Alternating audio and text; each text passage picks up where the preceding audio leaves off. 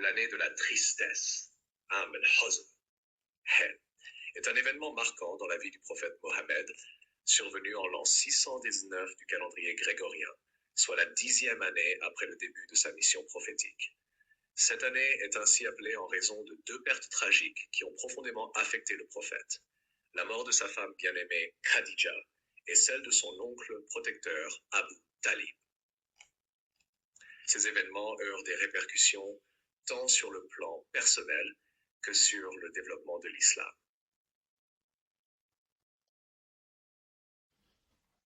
Le décès de Khadija. Khadija bint Khuwaylid était non seulement la première épouse du prophète, mais aussi son premier soutien inconditionnel. Elle fut la première personne à croire en sa mission prophétique après la révélation dans la grotte de Hira. Leur mariage, qui dura près de 25 ans, fut un modèle de fidélité et de respect. Khadija soutenait le prophète tant émotionnellement que financièrement, notamment en utilisant ses ressources pour aider la propagation de l'islam. Impact de sa mort. Perte émotionnelle. Khadija était le pilier émotionnel du prophète.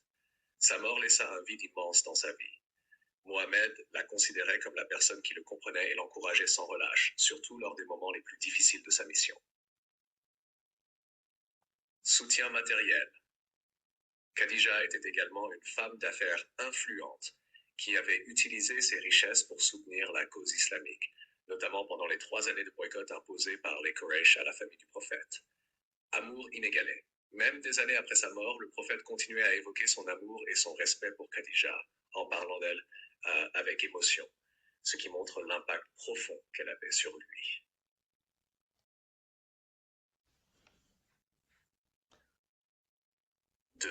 La mort d'Abu Talib.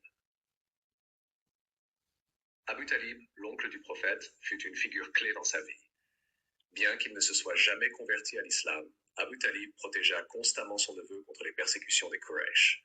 En tant que chef respecté de la tribu des Banu Hashim, il usait de son influence pour assurer la sécurité de Mohammed, en dépit des nombreuses tentatives des chefs Quraysh de le faire taire. Conséquence de sa mort, protection politique perdue.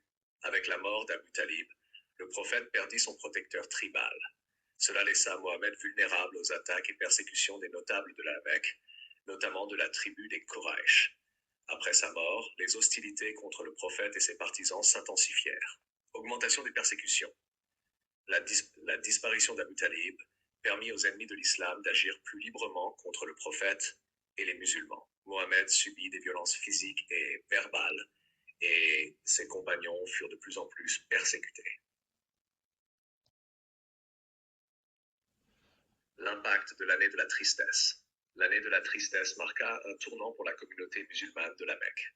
Avec la perte de ces deux figures majeures, le prophète se retrouva isolé, sans protection ni soutien moral.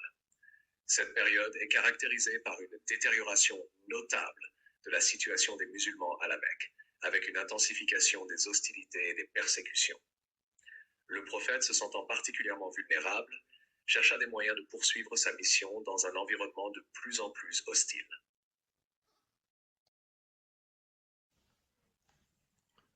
4. L'épisode de Taïf. Dans le même contexte, le prophète, en quête de soutien en dehors de la Mecque, se rendit dans la ville de Taïf, située à environ 60 km de la Mecque. Il espérait y trouver protection et alliés parmi les habitants. Cependant, la réaction des habitants de Taïf fut extrêmement hostile.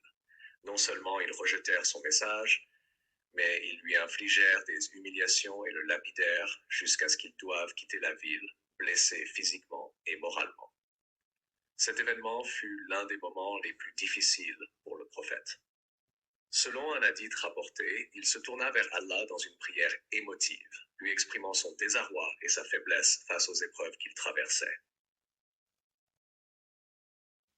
Mashar 5. La consolation divine.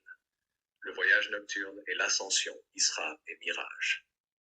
C'est peu après cette période de tristesse et de difficulté que le prophète fut gratifié par un miracle divin, le voyage nocturne et l'ascension. Durant ce voyage spirituel, Allah offrit à Mohammed la consolation et la force dont il avait besoin pour continuer sa mission prophétique. Le prophète fut transporté miraculeusement de la Mecque à Jérusalem, Isra, puis monta à travers les cieux mirages pour rencontrer les prophètes précédents et recevoir directement de Dieu la prescription des 5 prières quotidiennes.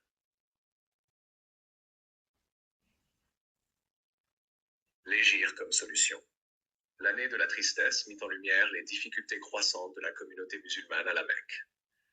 Les persécutions s'intensifiant, le prophète commença à envisager de quitter la ville, ce qui aboutira 2 ans plus tard à Al-Égir, migration vers Médine, où il trouvera refuge et où la communauté musulmane pourra enfin s'épanouir librement.